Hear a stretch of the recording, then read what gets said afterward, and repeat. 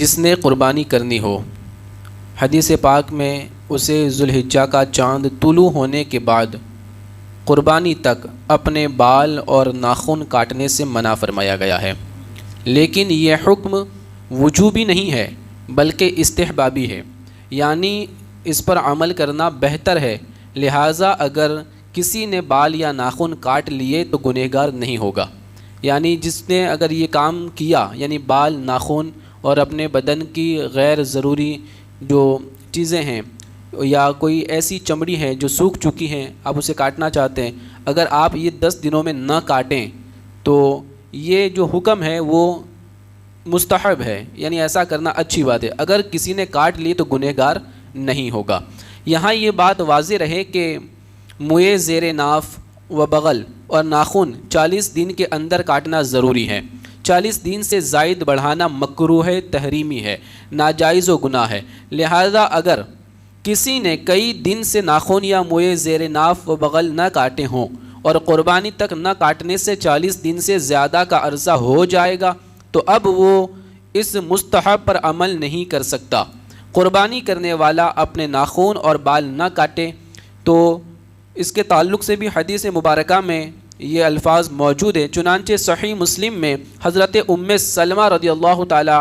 عنہا سے مروی ہے کہ آقا کریم صلی اللہ علیہ وسلم نے فرمایا، جس کے پاس قربانی کے لیے جانور ہو تو جب ذوالحجہ کا چاند طلوع ہو جائے وہ اپنے بالوں اور ناخنوں سے کچھ بھی نہ کاٹے حتیٰ کہ قربانی کر لے۔ تو یہاں سے یہ ایک بات پتہ چلی کہ یہ جو بال ناخن نہیں کاٹنے یہ ان لوگوں کے لیے ہیں کہ جن کے بال یا ناخن کاٹیں 40 دن نہ ہوئے ہو، کیونکہ 40 دن سے زیادہ بال اور ناخن کو بڑھا کے رکھنا مکروہ ہے، تحریمی ہے، اور ایسا رکھنا حرام ہے، 40 دن سے زیادہ رکھنا حرام ہے۔ تو اگر کسی نے پچھلے 30 دن سے بال ناخن نہیں کاٹے تھے، یا ناخن تو کاٹے لیکن بال نہیں کاٹے تھے، بغل کے یا زیر ناف بال نہیں کاٹے تھے اس نے،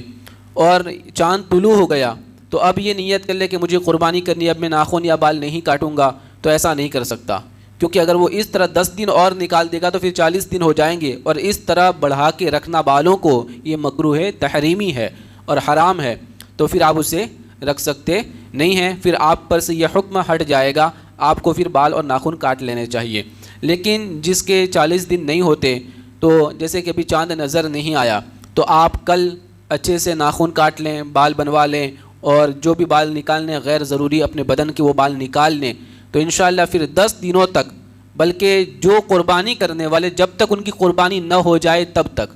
جن کی قربانی ہے تو جب تک وہ خود کی قربانی نہ کر لے تب تک، چاہے وہ پہلے دن کرے، چاہے دوسرے دن کرے، یا چاہے وہ تیسرے دن کرے، جب تک قربانی نہ ہو جائے وہاں تک بال یا ناخن نہ کاٹے۔ تو اس کی فضیلت کیا ہے؟ جامع ترمذی میں ہے، آقا کریم صلی اللہ علیہ وسلم نے فرمایا کہ جو ذوالحجہ کا چاند دیکھے اور قربانی کا ارادہ رکھتا ہو تو وہ اپنے بال اور ناخن نہ کاٹے۔ میرۃ المناجی میں ہے کہ جو امیر وجوباً یا فقیر نفلاً قربانی کا ارادہ کرے وہ بقرعید کا چاند دیکھنے سے قربانی کرنے تک ناخن اور بال اور مردار خال وغیرہ نہ کاٹے، نہ کٹوائے، تاکہ حاجیوں سے قدر مشابہت ہو جائے کہ وہ لوگ احرام میں حجامت نہیں کرا سکتے، تاکہ قربانی ہر بال ناخن کا فدیہ بن جائے۔ یہ حکم استحبابی ہے، وجوبی نہیں، لہٰذا قربانی والے پر حجامت نہ کرانا بہتر ہے، لازم نہیں۔ اس سے معلوم ہوا کہ اچھوں کی مشابہت بھی اچھی ہوتی ہے، اس لیے کہ یہاں پہ یہ جو لوگ بال اور ناخن نہیں کٹاتے وہ حاجیوں کی مشابہت اختیار کرتے ہیں کہ حج کرنے والا نہ ناخن کاٹتا ہے نہ بال کاٹتا ہے، تو اللہ تبارک و تعالی حاجیوں کی مشابہت کی وجہ سے ان کو ثواب عطا فرماتا ہے۔ تو پتہ چلا کہ اچھوں کی مشابہت بھی اچھی ہوا کرتی ہے، تو یہ صرف مشابہت ہے کہ ان کی طرح دکھنا، اور وہ جو کام کرتے اس طرح ہمیں کام کرنا، اس پر اللہ یہ ثواب عطا فرماتا ہے۔ جو شخص قربانی نہ کر سکے اگر وہ بھی اس عشرہ مبارکہ کے اندر، یعنی یہ 10 دنوں کے اندر بال اور ناخن کاٹنے سے رکا رہے، پھر بعد نماز عید حجامت وغیرہ کروا لے تو قربانی کا ثواب پائے گا، یعنی جس کے اوپر قربانی واجب نہیں ہے۔ تو اگر وہ بندہ جس کے پاس مالی استطاعت نہیں ہے قربانی کی، تو پھر اگر وہ بھی اس پر عمل کر لیں اور بال اور ناخن نہ کاٹیں تو عید کے بعد اگر پھر وہ کاٹیں، کیونکہ اس کے لیے تو عید ہی ہے، اس کے لیے قربانی ہے نہیں، تو وہ عید کے بعد کاٹ لے، نماز عید کے بعد، تو اللہ تعالیٰ اسے ایک قربانی کا ثواب عطا فرمائے گا۔ اور جن لوگوں کی قربانی ہے وہ قربانی کے بعد کاٹیں۔ سنن ابو داؤد اور نسائی میں حضرت عبداللہ بن عمرو بن عاص رضی اللہ تعالیٰ عنہ سے روایت ہے، نبی پاک صلی اللہ علیہ وسلم نے ارشاد فرمایا، مجھے یوم اضحیٰ کا حکم دیا گیا، اس دن کو اللہ عز و جل نے اس امت کے لیے عید بنایا۔ ایک شخص نے عرض کی، یا رسول اللہ صلی اللہ علیہ وسلم،